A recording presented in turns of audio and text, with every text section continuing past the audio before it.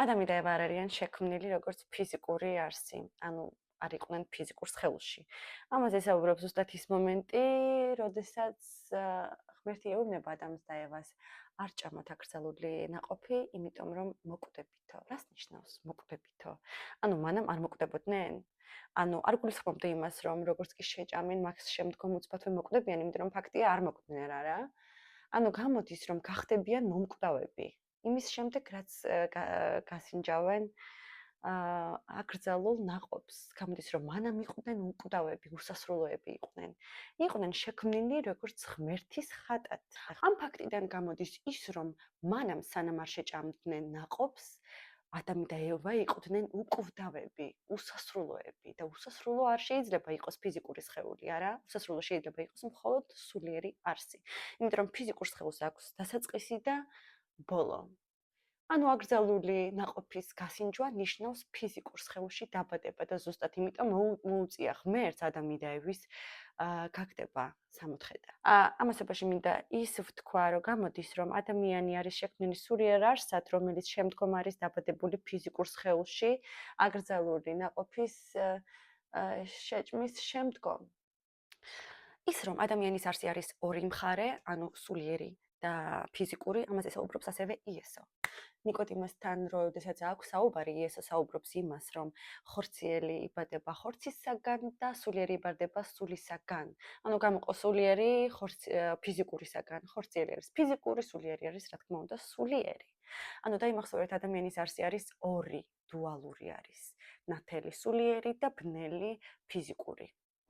ხალხო, ფიზიკური რო არის ბნელი, ეს არ ნიშნავს, რომ ეს ცუდია. უბრალოდ ის ადგილი არის, სადაც ჩვენ ახლა მოღვაწეობთ.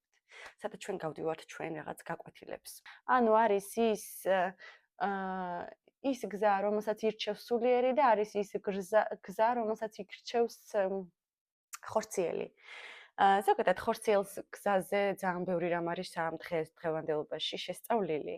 მეცნიერება მაგ სფეროში ძალიან კარგად შეისწავლა ყველანაირი მოვლენები ფიზიკური სხეულის. მათ შორის არის ფსიქოლოგია, მათ შორის არის ბიოლოგია, მათ შორის არის ანატომია. ანუ ადამიანის მდგომარეობა და გზა ფიზიკურ სხეულით არის განაპირობებული ფსიქოლოგიური ტრავმებით, ფსიქოლოგიური მდგომარეობით, ბუნებრივი ინსტინქტებით და ბიოლოგიური მოთხოვნილებებით და ასევე ფსიქიკით, რასაც წარმოადგენს ზოგადად ჩვენს სამყაროში ტვინი. ანუ ჩვენს სხეულში ძალაუფლობს ტვინი. იმიტომ რომ ყველანაირ გადაწყვეტილებებს, ყველანაირ არჩევნებს იმაზე თუ რა უნდა იფიქრო, ის თუ რა უნდა მოინდომო, გეუბნება ტვინი, გკარნახობს ტვინი. ფსიქოლოგიის საშუალებით, ფსიქოლოგიური ტრავმების საშუალებით, ბიოლოგიური ინსტინქტების და ანატომიური მოთხოვნილებების გამო. კი, ჩვენს სხეულში სანამ არ მოხდა გადმოტრიალება, უფლობს ტვინი. მანამ სანამ სულიერს ძინავს, აკეთებს თავის არჩევნებს, მიყვება თავის გზას და ზუსტად იმიტომ ხდება, რომ დროთა განმავლობაში მე ჩვენ ვიღვიძებთ და ვხედავთ, რომ რაღაც არასწორ გზისკენ მიწავედით. ანუ ყველა ადამიანის ცხოვრებაში ხდება ეს მოვლენა, რომ მომენტში იღვიძებ და ხვდები, რომ არასწორ წერტილში იმყოფები ახლა. ვინ მიგიყვანა მაგამდე? ზოგადად ამაზე საუბრობს ასევე ცოდვები. ანუ ის რომ ადამიანის არსი არის ორმხრივი, სულიერი და ფიზიკური, მაგაზე საუბრობს ასეთი მოვლენა, ასეთი რამ, რასაც ქვია ცოდვა, რაც განაპირობებს ზოგადად ადამიანს, არა? ანუ თავიდანვე ადამიანი არის ცოდვილი, იმიტომ რომ დაბადებული არის ცოდვილი, იმიტომ რომ ადამიანის სხეული განაპირობებს ცოდვებს. ანუ ეს ფაქტი, რომ ფიზიკური სხეულის არსი უდრის ცოდვას და მაგას ჩვენ უნდა ვეწინააღმდეგოთ, ეს ფაქტი გვიყენებს სხვა კითხვას, ანუ ვინ ვართ მაშინ ჩვენ? ხო? როგორ უნდა ვეწინააღმდეგოთ ჩვენ თავს? გამოდის ზუსტად ამ ეს ფაქტიც ადასტურებს იმას, რომ ჩვენი წარმოშვება არ არის მხოლოდ ფიზიკური სხეული. ჩვენ ვართ ასევე სულიერი. აბა, სხვა შემთხვევაში ვინ უნდა ეწინააღმდეგოს ფიზიკურს? ასევე მინდა ვთქვა თავისუფალ არჩევნის უნარზე. სანამ ადამიანი აიგივებს თავის თავს ფიზიკურ სხეულთან, თავისუფალი არჩევანი არ გააჩნია. ნუ როგორ გააჩნია ფიზიკურ სხეულს თავისი არჩევანი? თავისუფალი არჩევანი მაშინ, როდესაც შენი ფსიქოლოგიური ტრავმა წყვეტავს იმას, თუ როგორი პარტნიორი იმყოფება შენს გვერდით. მაშინ, როდესაც შენი ბუნებრივი ინსტინქტები გეუბნება შენ თუ რა გინდა ახლა ამ მომენტში, ან გარკვეულ ფაზაში, ან გარკვეულ სეზონში. სად არის ამ ყველაფერში შენი თავისუფალი არჩევანის უნარი? არ არის. თავისუფალი არჩევანის უნარი აქვს ადამიანს მხოლოდ მაშინ, როდესაც აიგივებს თავს, არა მხოლოდ როგორც ფიზიკური არსი, არამედ როგორც სულიერი არსი. იმიტომ რომ დავბრუნდეთ წმინდა წერილობასთან, მხოლოდ სულიერ არსს გააჩნია თავისუფალი არჩევანის უნარი. მაშინ, როდესაც შენ იცი რა უნდა შენს ფიზიკურსაც და რომ იცი, როდესაც რა უნდა შენს სულიერსაც. სულიერს შეუძლია აღქმა ამ ორივე მდგომარეობის და ფიზიკურს არ შეუძლია ორივე მდგომარეობის აღქმა, მანამ სანამ არ გააღვიძებს სულიერს. ამაშია განსხვავება. ასევე განსხვავება არის იმაში, თუ ვინ უფლობს, თუ ვინ გკარნახობს, თუ რომელ გზაზე მიდიხარ შენ.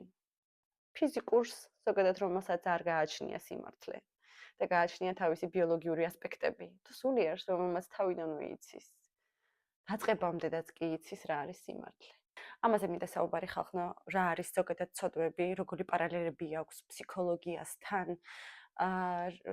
ზოგადად ცუდი არ არის, უბრალოდ უნდა მოიპყრო და შენი ძალაუფლების ქვეშ უნდა მოახდინო. რას ნიშნავს გარკვეული ცოდვა ფსიქოლოგიაში და რატო ვერ გაიმკურნება ადამიანი მხოლოდ ფსიქოლოგიური მიდგომით თეოლოგიის გარეშე. მაგაზე ვისაუბრებ მე. თუ გაინტერესებს ეს თემები, მაშინ გთხოვ რომ მხარე დამიჭირო, აუცილებლად გამომიწერო, სადაც არ ვნახე, იქ გამომიწერე. გამიგე? და გპირდებით რომ აუცილებლად მოგცემთ იმ გასაღებს, ზოგადად პირველ რიგში რაც მე დამეხმარა და მეორე რიგში რაც შეიძლება თქვენც კი დაგეხმაროთ. იმისათვის რომ გაიგოთ რომ ცხოვრება არ არის ტანჯვა, იმისათვის რომ გაიგოთ რომ ჩვენც კი შეგვიძლია ვიყოთ სამოთხეში, იმიტომ რომ ყველაფერი არის ჩვენზე დამოკიდებული და ზოგადად სამოთხე არის ჩვენს აღქმაში, ჩვენს გონებაში და ჩვენს ცხოვრების ხედვაში. აბა კოცით, რამე სიტყვა თუ შემიშალა ხალხო, ძალიან გთხოვთ რა, ცოტა ქართულად ისე ვსაუბრობ. მადლობა.